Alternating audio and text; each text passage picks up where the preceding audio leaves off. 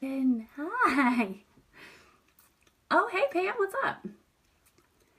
Alrighty, so everybody's starting to see that I am on here and doing things. So, this is what the third one I think I'm doing. So I guess y'all can count on me being on here doing a Facebook Live thing until something changes on both the full moon and the new moon. So tonight is a full moon. It is in, it's like the harvest full moon. So there's a lot of stuff you can Google anything about it. Lots of cool things are like break it down and what it means like traditionally and why the moon phases are even important to us. Also, side note, if my sound or anything is out, please let me know. I'm using my headphones again because my speakerphone is really, really terrible. But yeah, we're just gonna go with it.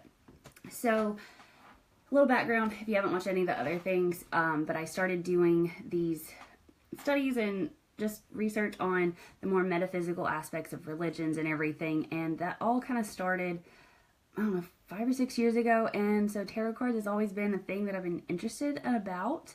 So I first started to see if I could disprove that they were anything that was cool at all. I don't know, informational, truthful, I don't know.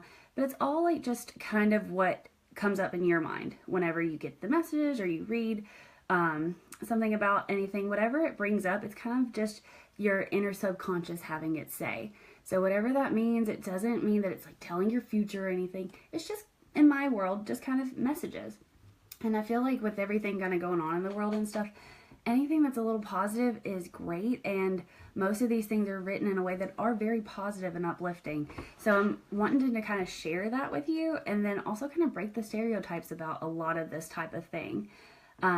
So whenever I started doing the study on tarot cards and stuff, I started tracking correlations from the moon cycle, because I mean that's specific days, specific times, and that kind of gives a little broader idea of data. So I started doing the full moon and the new moon tarot spread. Now I got those from thelittleredtarot.com. I googled it and that was like the first thing that came up. She has really good stuff. She also has like an ebook. Her name is Beth. So just kind of giving her credit for creating those. That's really cool stuff. So definitely check that out.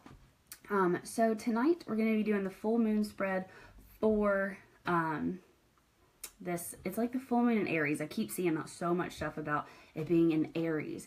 So that's like a astrological sign.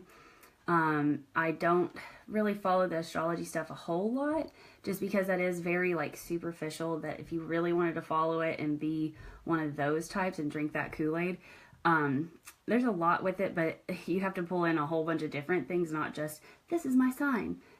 There's a lot with everything. So, but with Aries, it's all, the Aries, I guess his god of war, I would have to relook that up. I didn't write notes on that.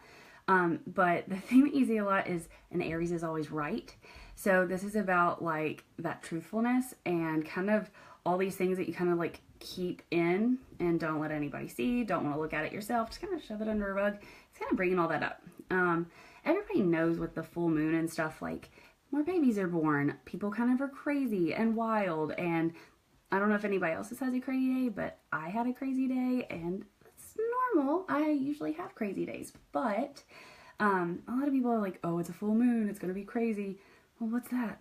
Like, why do we think that? And why do we actually have statistical data to show that it actually does have an influence? So there's a whole lot of things. And y'all are going to get little tidbits every time I do one of these about some of the little research I do in this. I'm just kind of giving y'all little baby steps into it.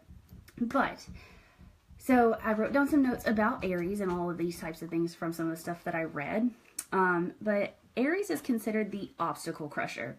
I know I'm a human. We all have all kinds of horrible obstacles in our way or things that seem horrible to us at that time. But it's all about like surrendering and releasing fear of that, because most obstacles we create ourselves. We either overthink it or get really in our heads about it, or maybe it's something that doesn't even exist at all. We just worry about it.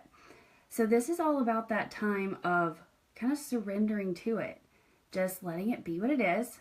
I teach yoga, so it's all about accepting the moment as it is, not trying to judge it, not trying to change it, just letting it be and being okay with it, even if it's for just a moment.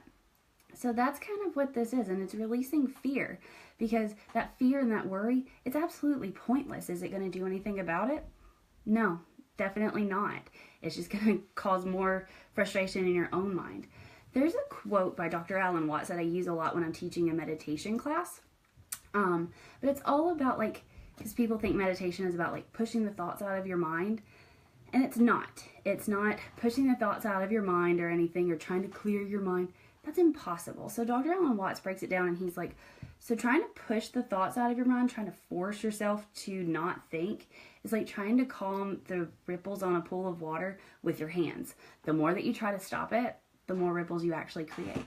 So instead, you just step back and observe, and then the ripples just dissipate on their own. So I really like that. So when it comes to these obstacles, things that we're encountering, things that we're worried about, just kind of take that moment, even if it's a second or two, step back and observe it for what it is. Just look at it. This is all about those obstacles and everything. So full moon, I'm going to shuffle these cards and stuff in front of you. This is kind of a science experiment for me too. Just seeing what comes up and if it has any correlation with anything. So go with me on this journey. So I'm going to shuffle these. This is the deck. It's the Wildwood Tarot. It's the deck that I bought when I first decided I was going to start, tracking this stuff. But it was written by the guy that actually designed the Bumblebee Transformer. Super science related. A lot of the descriptions, and I'm going to read the descriptions straight out of the book. I might kind of summarize a little bit because it can be a little lengthy, and I've read it a lot, so I kind of know what's going on. And thank you, Pam. I'm glad. It was nice to meet you earlier today and whenever. I love Facebook for those reasons. But yeah, so it's very, a lot of the symbology and stuff is like ancient, Nordic mythology, Celtic kind of stuff. It's all about like the human archetype and where we came from. So yeah, I'm just gonna shuffle these. And this is 7 different cards. And call that good, right? I'm gonna cut them once. Cut them one more time. Be all superficial, right? Okay, so I'm gonna lay them out first and then we'll go into them. So I've got things to let go of, things to keep, things yet to come, how the world affects you, what to give, what to receive, and then what to learn. It's all about learning things, right? Constantly learning stuff about ourselves. And then a lot of things that I watch, it says look at the bottom card, so they give you like the overall energies. And this one is the King of Stones, the wolf, howling at the moon. So, and we can look that up too. Alrighty, so our things to let go. I'm going to go and grab this book, make it a little easier. Things to let go of is the Two of Vessels, this attraction. So I'm definitely going to look that up and see what the book says, because we can go into this really in depth because of the symbology in this card. But let's just see what the book says, okay? So it's the Two of Vessels. Tarot cards they have the suits just like any normal deck of cards. But this one kind of twists them a little bit. So you got vessels, arrows, bows, and stones. Vessels are water. Water is with the moon. It's all about that emotional kind of feminine energy type of thing. I'm going to use the word energy a lot, which, yes, metaphysical people use, but also science people. And I think it's quite connected, which is why I got super intrigued by all this stuff. So, things to let go of. Two of Vessels, the attraction. And the meaning is the initial attraction and exploration of potential, the beginning of a possible relationship or friendship, and the precursor to an interchange of polaric energies, the opposition and attraction in life. So it's the first shared spark of attraction between two things, whether it's humans or situations. We absorb millions of subliminal signals and messages from those around us, and we unconsciously process these stimuli and react to them every second of every day. We absorb body language, scent, non-vocal communication, and then we react to it emotionally with impulses and decision-making instincts that are developed over millennia. So taking an instantaneous dislike to someone is governed by the same set of prehistoric sensory drives that were developed by human beings when we roamed freely initially. Because, I mean, we kind of know that we were in a primitive state, right? Like, even if you don't agree with the whole evolution ideas and stuff, we can at least agree that we have progressed as a civilization. And so we've always done that. So breaking through those protective barriers that we build up around ourselves, allowing ourselves to process these perceptions and signals, we then share it between one another, and then forming that bond, that's the foundation of a deep and lasting attraction. So if we're letting go of the attraction, we're letting go of that exploration of potential.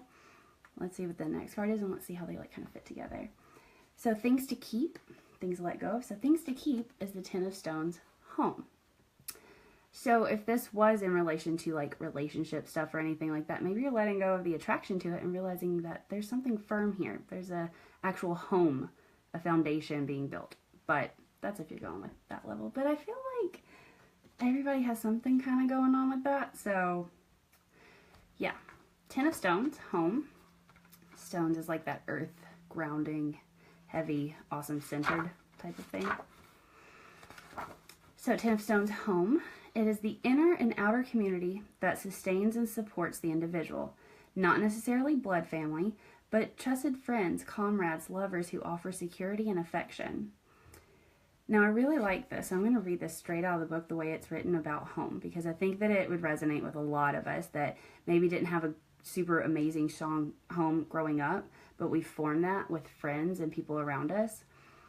So it says the traditional concept of home and family has evolved and changed over the last few decades, but certain basic notions remained unchanged.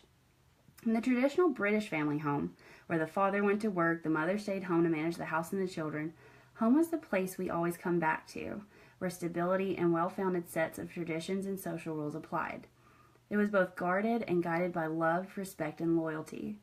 As children, we see home as a place of security and caring. As young adults, exploring the world, it can be wherever you lay your hat or your guitar case.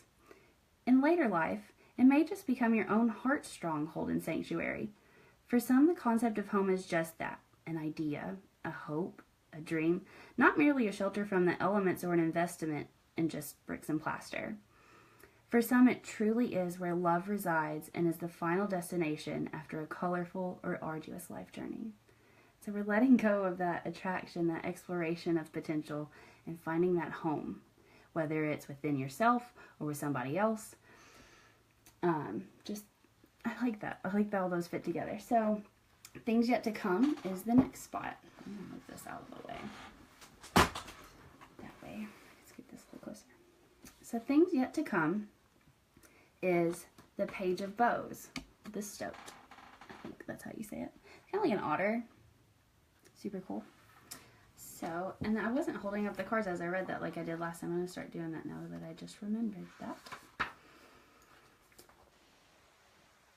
It's kind of the fun part. Well, all of it's kind of fun. So, it says, often you're seen as an emissary, and as such, your gifts are widely recognized and honored. Your ability to perceive the truth in almost any matter is vastly helpful, and your freedom of spirit marks you out as an original and unique personality. So it's like someone who's charming and adventurous, who acts as an ambassador, somebody who moves through others' lives, acting as a catalyst for change. It's like working your way up the ladder, engaging with life, devotion to an interest or hobby. And it says like who's offering you an opportunity, and what's the advantage of staying where you are, and how do things change if you engage with this. Now, if we're going with the reading and how it goes with other cards, because that's kind of how all of that works, it's kind of like that attraction, exploration, or potential, building that home, and then being the ambassador, being that emissary between all of that. It kind of can go hand in hand. So it's whatever you want to make out of it. But continuing on, how the world affects you. And those of you that are watching this that are my friends, this is ridiculous. This whole spread is ridiculous already. I just wanted to say that because I love you guys. Six of Vessels, reunion card.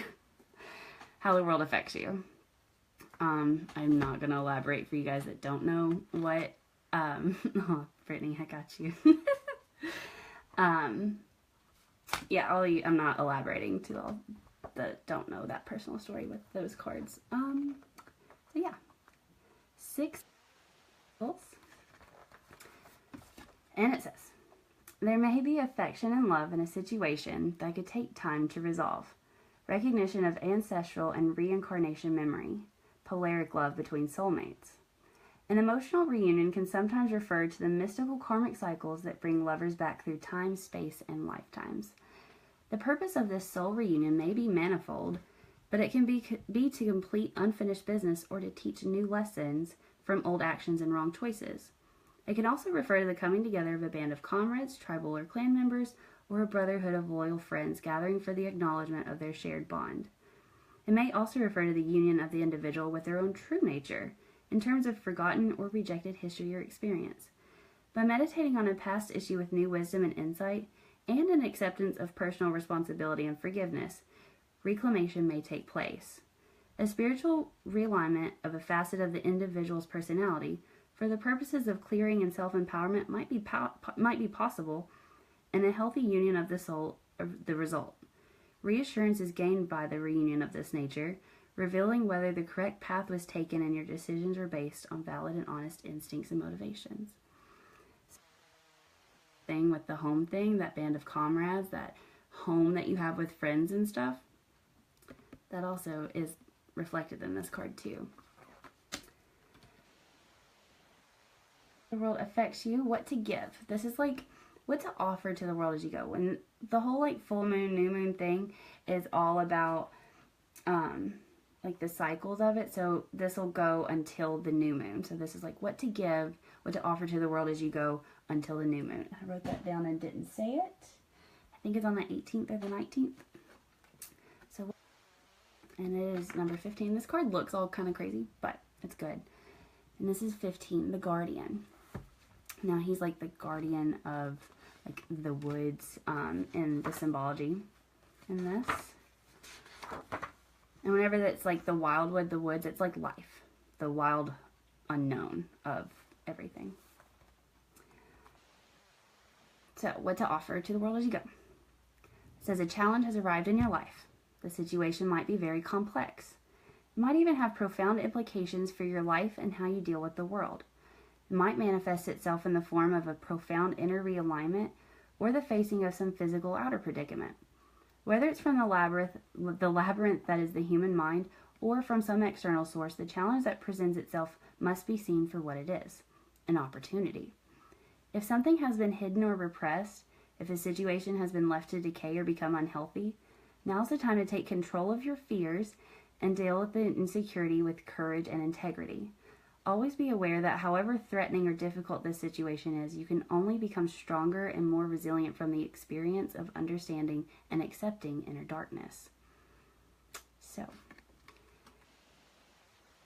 and especially like now, because I think the last one I was talking about how it's all about like the fall moving into that more dark time. It's all about noticing those parts of ourselves that we don't really want to notice. And that's kind of what Aries and all that kind of stuff say. It's all about noticing these things, that inner darkness, but not being afraid of it, and then also accepting it as a part of you. That's where the whole yin and yang thing comes in, that duality of stuff.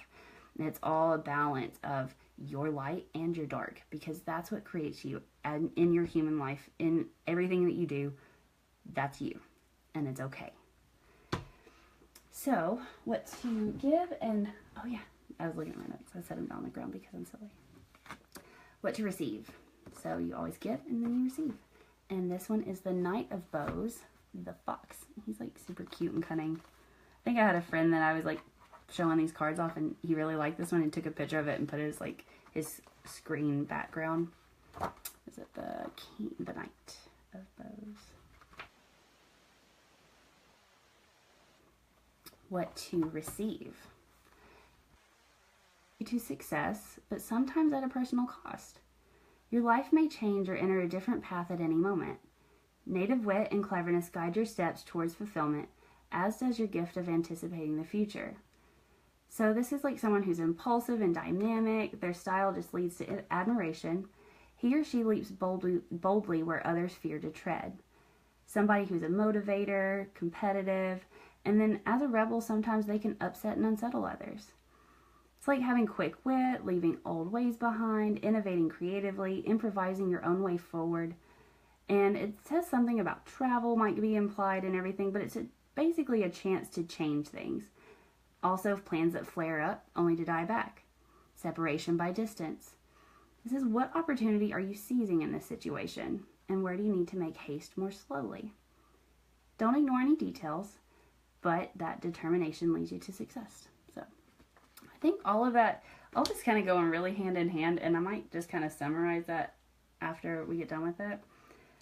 But if it's all about the challenge, seeing that challenge as an opportunity, and then determination and cleverness to get through it, what to give, what to receive, I mean, that's pretty cool, I thought. All right, so the last one, what to learn. And it would go hand in hand because it's healing.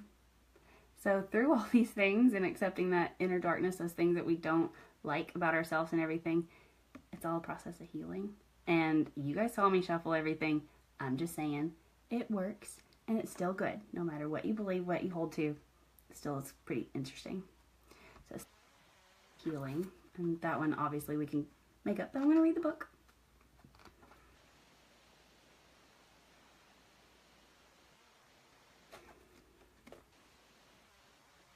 Physical or emotional sickness or injury, a time of inner rest and rejuvenation is required. Patient and peaceful healing comes from a spiritual source. Wholeness and recovery follows emotional and physical wounding. One of the deepest stages of healing and recovery after any emotional trauma or physical injury is forgiveness.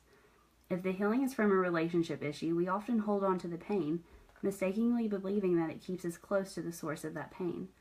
Sometimes we hang on to a sense of loss, loneliness, and betrayal associated with the failure of the relationship.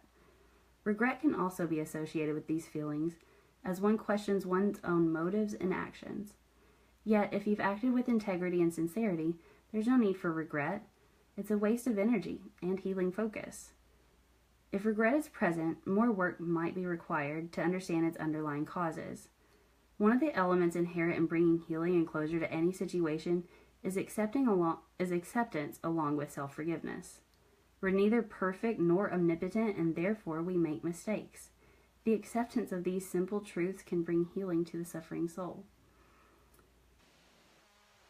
When it comes to like the whole accepting your inner darkness, a huge one, probably might be even the lump sum summary of it, is that our mistakes happen. And that's something that we don't like to admit.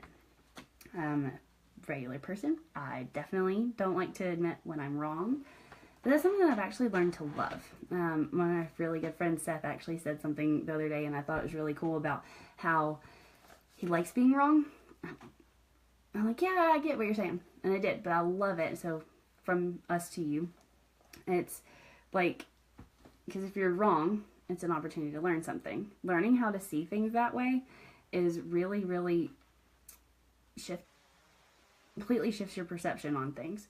So whenever you're wrong, allowing yourself to realize it's okay. It's okay to make mistakes. It's okay to be human. It's a huge part of that inner darkness, things that we don't accept about ourselves.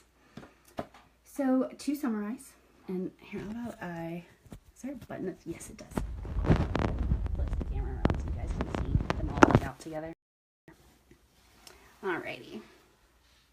So things to let go of, the attraction, that exploration of potential, the things that kind of that initial spark, things things to let go of, things to keep, that sense of home, that community, the friends, bonds that you build, and things yet to come, that stoat, that being that emissary, the one that go between, how the world affects you, that reunion, that coming together of a band of comrades, that tribe, whatever that might mean to you. And you can always go back, I'm going to post this video, so you can always go back and hear the actual book descriptions for everything. What to give, accepting that challenge, accepting that it's a part of you, accepting that inner darkness, and what to give, what to receive, sorry. And then the fox, receiving that determination, the courage to see you through, and what to learn, the healing. So through all those things, learning that healing. And so this, like, if you're doing it with the moon cycles and everything, it's all you know, from one to full moon to the new moon, like lunar cycle. It's like the new moon is the beginning, full moon is the ending. So it's kind of like that reflection on last month, moving into getting ready to start the new one. It's kind of like that midway checkpoint, I guess. I scroll through these in case anybody asks any questions. And if anybody has any questions, this is why I'm doing that. I mean, it doesn't even have to be related to that. It can be anything about anything, I guess. I don't mind it if I don't have an answer. I'll find one. I'm not gonna like lie to you. Everybody who has said hi. I don't think I've missed any questions or anything. All right. Have anything specific? Does anybody? Because I do have two other decks in front of me. I've got, so those ones are the Wild ones, and then these are the Kuan Yin Oracle. Kuan Yin is an aspect of Buddha. Oh, Kevin, yeah, what's the painting in the background? Actually, that's a really good one. That kind of goes really hand in hand with this reading, actually. But yeah, I'll go back to these cards. I'm going to go with that. That's well done. That's awesome. So, this painting was given to me by Sarah Nealon, I think is her last name. But she's a beautiful artist. I met her randomly through a Bible study group, and she painted this whenever she was going through a really hard time, like, of healing and withdrawal. That, so you see, like, the person there, like, curled up, like, going to that safe space to learn and heal. But then I noticed just the other day that, like, the other ones, they kind of look like little babies in there, too. So it's like we're all kind of going through that, like, healing process. I don't know, like, she just paints what God gives her. And that was one of those things, and she gave that to me. I mean, if any of y'all knows me personally and knows my journey, it's been pretty crazy. So it was a really powerful gift. But, you know, and then hopefully y'all that don't know my crazy story journey yet, you will eventually, because this is where it's kind of all beginning to kind of let you guys know, like, we're all on this same crazy journey. We might have different parts of it, but we're all together in it. My whole band of comrades. So hello to my tribe, right? So these cards that I have, if anybody wants a message for you that we can share with each other, I totally would pull one. Because I was going to try to pull one of these Kuan Yin ones. These are the ones that they're really in-depth information cards. So like 4 or 5 pages worth of stuff. I'm not going to read all of that to you, but it has like a really short paragraph that's really pretty cool. So I'll read that aloud with you all. And I did have somebody that is watching it ask for a card for them. And Brian, you got one too? Awesome. So you're the first one to comment. And so I'm going to say this message will be for Brian. And don't make it up. I think the Oracle deck actually has, I don't even know, because it's a different number than what's in a traditional tarot deck, and I'm not going to give you guys false information, so Google it, and I can look at the box after I'm done, because I already put that box away.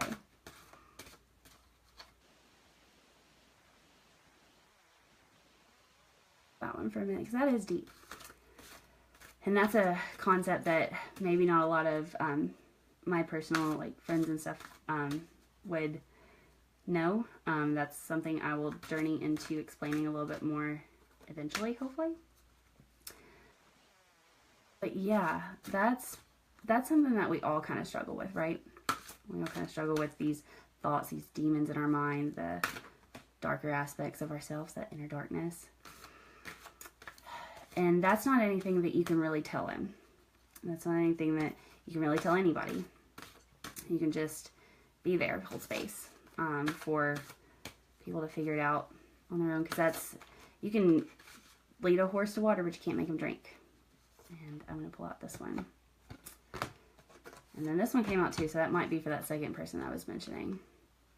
But yeah, that's a toughie.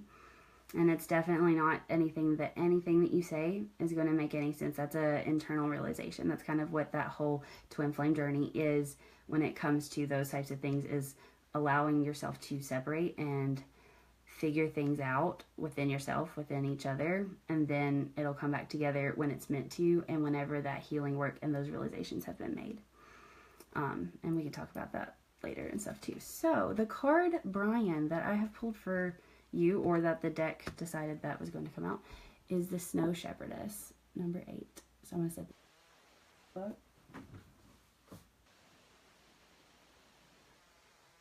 And it's awesome.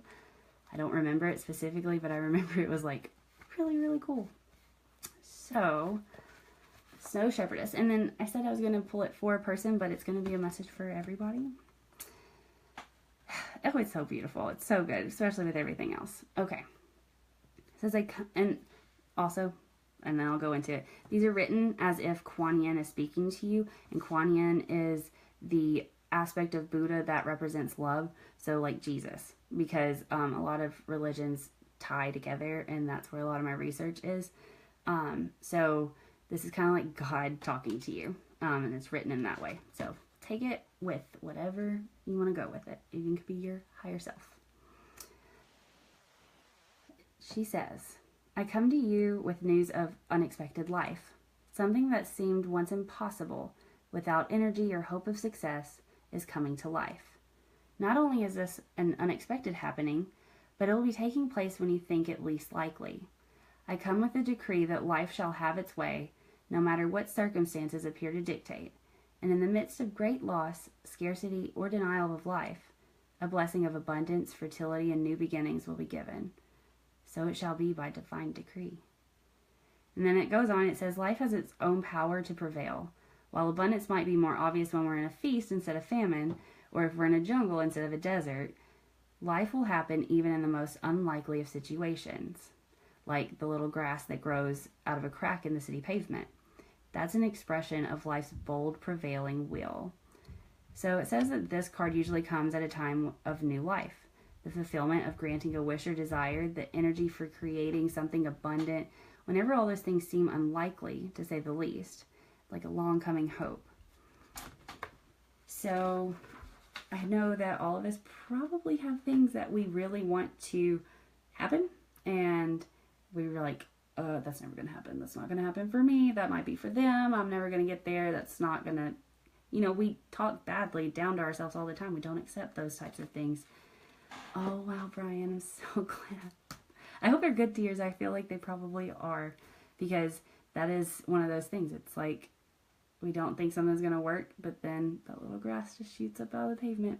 Sometimes even like trees grow through pavement and break through that. Life prevails. Things prevail. So, yeah, that's that message. And then, so the second card, it was going to be for Kevin. So Kevin, if you're still watching, cool. If not, I know you'll watch it eventually. But you've asked me to pull a card, and this one's yours. I haven't even flipped it over yet, but now I did. And it is Sisters of the Sacral Spiral. And I'm trying to think if that's the one that came up last week or not. I don't know, because there's another one that's similar. It might have been the Ladies of the Red Tent last time. It's number 27. And Kevin, this is going to make a whole lot of sense to you.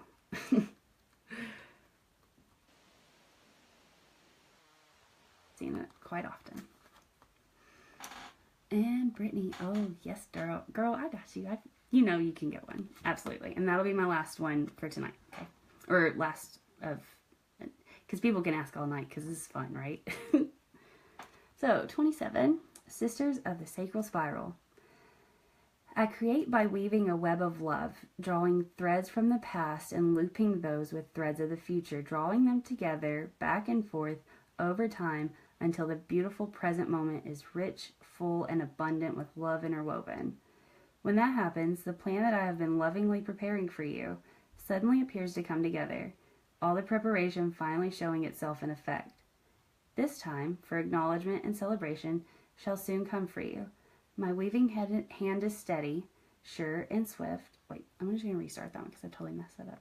My weaving hand is steady, sure, and swift, and the threads of your life are rapidly taking shape to reveal my most beautiful divine plans for you.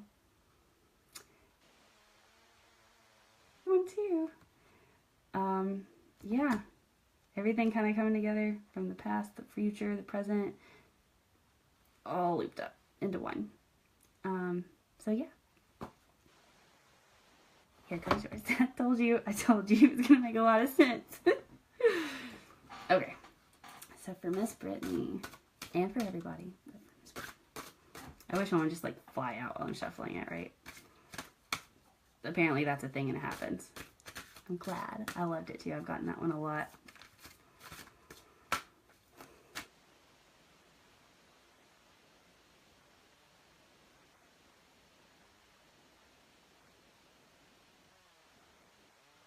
Pretty. And oh, it's number 28. So literally the one right after this. Sisters of the Spring Swallow, good fortune granted. Okay, whoever's watching right now, you people out there, I mean, people are going to watch this eventually too, but apparently we're on it. Like, we're learning, we're healing, and then we've got all these things happening. I'm just going to keep telling myself that because it's really helpful, right? We all need that little boost of confidence. Okay, so 28. Might help if I change the page in here. Okay, right. Alrighty. So, ooh, I like the way it starts too. That for life to flourish, there must be winter. How can life happen if there's not enough time for rest and for germination? There must be adequate preparation time for the energy within the seed to break open boldly, pushing roots down into the earth and then sprout up to the surface, breaking through the soil and reaching towards the sun. Yes, the wisdom of winter has its place, as does the wisdom of spring, that time when new life flourishes. It's not the full light of summer, nor the harvest time of autumn, but an important phase of the life cycle, for without it, those two seasons could not happen either. Springtime's upon you now, beloved. It's a time for hope, new life, and fresh starts. What has been cut back is now going to spring forwards into life. Enjoy my gift of springtime in your soul. It is beautiful. And it even talked about growing and stuff. And not, like, there's a whole bunch of cards. This probably actually says how many there are. I think it's 41 now that 44 cards in this whole deck. And not all of them talk about things growing and stuff. So that's, like, perfectly on point. And about how winter, you got to have that rest, that time for healing and everything. Yeah, just wanted to share this full moon spread with you guys. Yes, Brittany, it's really interesting how a lot of this stuff kind of happens. And yes, if it's, a lot of people are like, oh, well, it's written in a way that it can always make sense and stuff. Yeah, cool. But then when you have, like, a whole bunch of them all at once and then they all play well together, because not every card does, but it always has, like, this interesting way of linking together. And, I mean, no matter what you believe, no matter what your spirituality aspect is, if you hold to a specific religion or anything, it's all connected. It's all the same principle, right? So I was raised in a very Christian home, so a lot of this, it's kind of like, you know, God speaking through these messages. I mean, even if it's like, maybe you see a flower on the side of the road and it makes you think of somebody you used to know or something, and then they call you a day later or two, like, that stuff happens. And it's interesting to observe those types of things. And that's kind of what intrigued and sparked a lot of this journey. And yes, girl, I do. So as I was reading that, I'm like, man, this is so beautiful. But yeah, does anybody have any questions or anything? I guess day the new moon is, I'm pretty sure that it's the 19th. So I'll be back on here doing a new moon spread. It's basically the same. I think two of the cards, like what they represent, have changed just slightly, but it's basically, you know, it's basically the same. And that's why I did it. That's why I started studying cards and how they work and how they play together and stuff, because those ones are trackable. Because if you're doing any type of experience or experiment, it's all about having something that's measurable and trackable type of data. So that's what I started doing. And now 4 or 5 years later, I'm sharing it with you guys, which is really big out of my comfort zone, because for so long as a kid and stuff, this stuff was evil and dangerous and stuff. And it's like, no, it's about the intention that you put in it.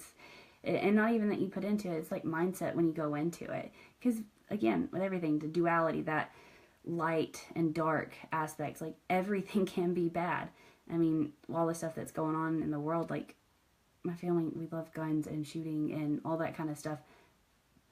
There are good and bad things about that, right? I think we can all agree on that. So that's how it is with everything. I choose to be the for and look at the light and the positive side of basically everything, but I also want to prove that that does exist. There's always a reason. There's always something going on that needed to happen in some way, shape, or form, even if it doesn't make sense to us right now. And that's kind of that whole guardian thing, right? That seeing the obstacles as for what they are, an opportunity to learn, an opportunity to grow, an opportunity to heal. Yeah. What people say all the time, you speak it into existence. Now, that's a concept that I'm really intrigued with, like with the whole like idea of placebo drugs and stuff, how people that are just taking a placebo actually heal themselves by thinking that they're taking something healthy. Look into that one. That's a pretty deep rabbit hole that's really cool and some pretty new, interesting information when it comes to that. But yeah, speaking into existence, you can speak that it's positive or speak that it's negative. I'm definitely the disgusting optimist. It's like, not silver lining it. I'm not going to blow smoke up your ass or anything. There's some pretty crappy things that exist. But there's usually something positive that can come out of it. Even if it's just an inner realization, a thought that you have that's like, oh, okay, I get that differently now. Right?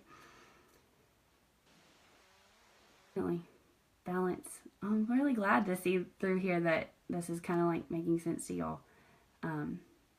Anybody have any other questions or have a desire of everything?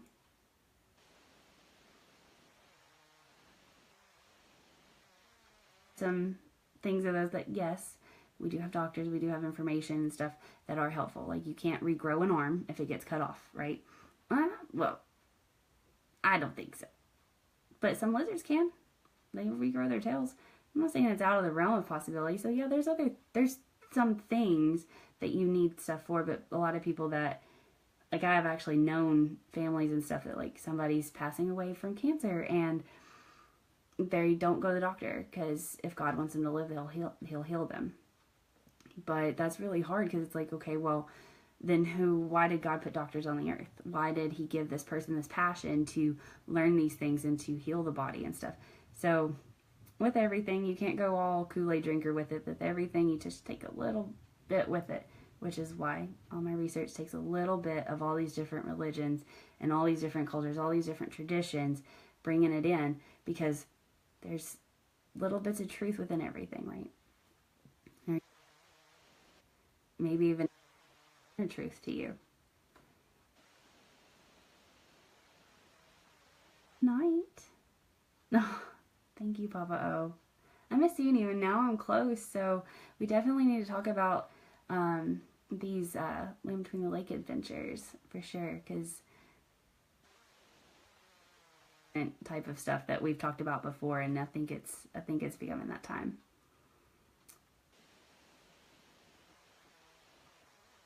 And whoever's not maybe watching with us tonight and watches later, please let me know still if you have any questions or anything at all. And I am starting to do these types of things for you individually. So if that's something that you're interested in, you kind of want to see what would be said about anything that's going on in your life or anything. This is not reading your future. This is not, predicting anything at all. It's literally just messages in my world, in my, like, maybe it's just, I don't know, kind of like a therapy session, sort of, because you're thinking about something maybe you don't want to think about, but now you have to because it says this and it reminds you of something. So, yeah, if that's something that you guys ever are curious about, let me know, and I will be within the next couple within the next week probably, starting a new Facebook page for me as a yoga teacher. Now that I've moved back home to Kentucky, I'm here, I'm teaching yoga a couple of times a week in Russellville. So I'll be putting together a page like that because I'm starting to get a lot of people interested about learning more. So you guys will see that. And definitely with all this, because I'm working on the whole podcast idea and my website and all that kind of stuff to start publishing a lot of this research that I've done over the years. So all of that takes time and finances, and I'm pulling it together as I can. So, David, that's awesome. Oh, I guess I really hope that everybody can get to the point where you are your own medium to your subconscious, because it's all, you are you. You have multiple aspects of yourself, but it's learning what those are. And that's hard, because then you have to look at the shadow aspects, those humanistic things that nobody really wants to, like, no, I'm just gonna ignore that. I'm awesome, right? We all have them. We're all human. Let's grow up, face the facts, accept them. Your evening, I am going to hop off here and go check out the moon, probably with my telescope, because why not? But I hope you have a great night, and I will see you again live on the new moon on the 19th. So let me know if y'all need anything in the meantime. Have a good night.